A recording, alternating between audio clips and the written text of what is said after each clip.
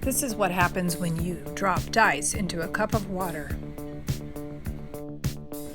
Actually, this is what happens when you drop ice into a cup of water in slow motion. Slow motion shows so many things that your naked eye just can't see. The movement of water, especially in slow motion, is endlessly fascinating.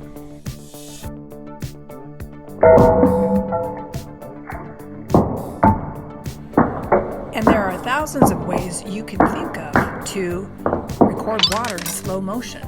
Throwing it, filling up a balloon and popping it, spraying a hose, recording a fountain, dropping objects in water. You can stir cream into your coffee. Well, that's not exactly water, but you get the idea. Why don't you try making your own slow motion liquid experiment?